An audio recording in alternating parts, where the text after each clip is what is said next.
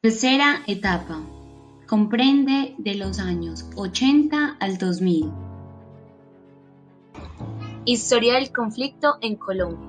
En 1946, el Partido Conservador llegó al poder, cuando Mariano Ospina ganó las elecciones. Tenía como principal objetivo evitar la violencia y por eso le repartió puestos a sus opositores.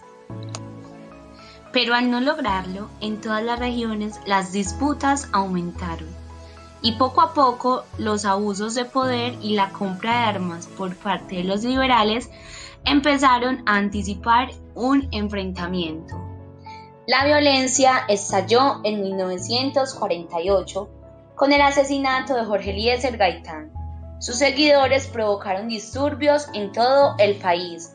En Bogotá, desde emisoras vociferaban: "Vamos a hacer la revolución", pero no hubo revolución, solo violencia.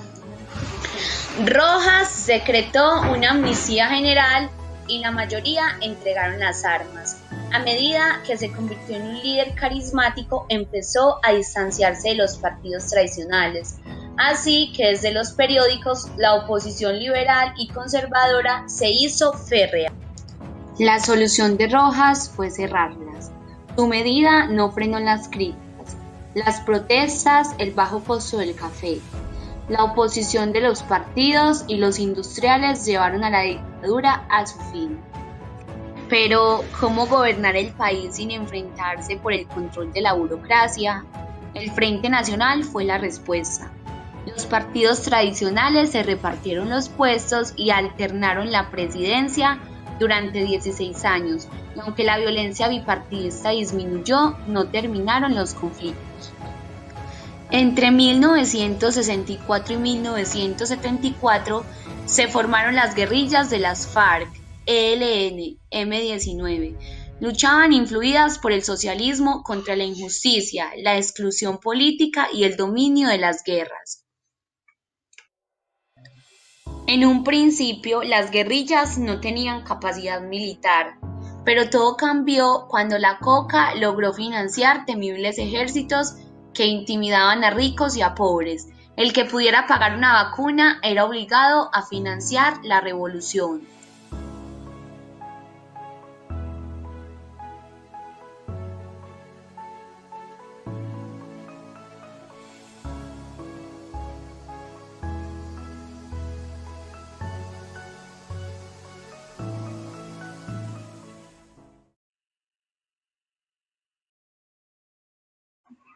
Cuando Betancourt inició las negociaciones de las guerrillas en 1982, mientras hablaban de paz, las FARC ampliaban su frente con extorsiones y coca, y los paramilitares, apoyados por mafiosos y militares, asesinaban a políticos de izquierda.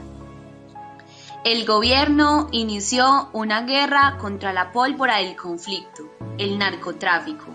La respuesta del cartel de Medellín fue adrementar a la población con bombas, asesinatos y secuestros, y así las décadas de los 80 y 90 estuvieron marcadas por... La situación empezó a cambiar cuando el Estado ganó terreno gracias al Plan Colombia y hubo una intención decidida a recuperar el terreno perdido. Los paramilitares se desmovilizaron tras los duros golpes que recibieron. Las FARC empezaron los diálogos de paz. En 1990, un movimiento estudiantil promueve la iniciativa de Séptima Papeleta para convocar una Asamblea Nacional que permita legitimar instituciones y restar espacio a la guerrilla.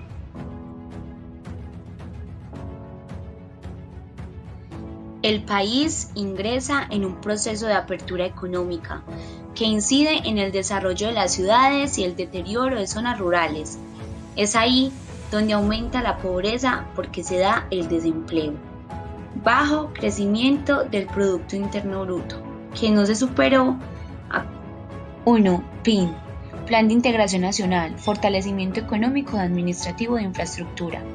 2. DRI, Plan de Desarrollo Rural Integrado. 3. Plan Nacional de Rehabilitación, Plan de Lucha contra la Pobreza. Se basaba en la reconciliación y la rehabilitación.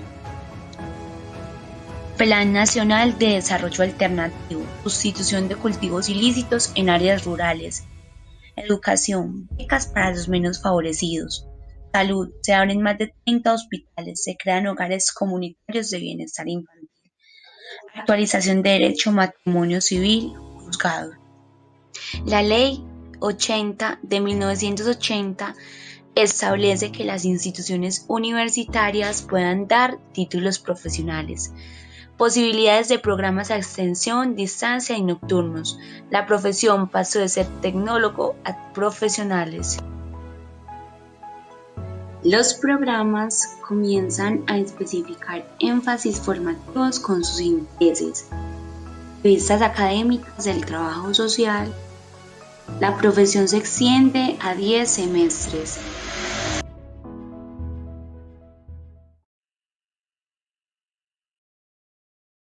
Organización de estudiantes de trabajo social como espacio de formación académica y política. Principal objetivo, temas relacionados con la profesión y situación del país. Asincoltras, años 70, pionera en la Organización Sindical de Trabajo Social. CONEX, años 90, analiza el modelo de acreditación.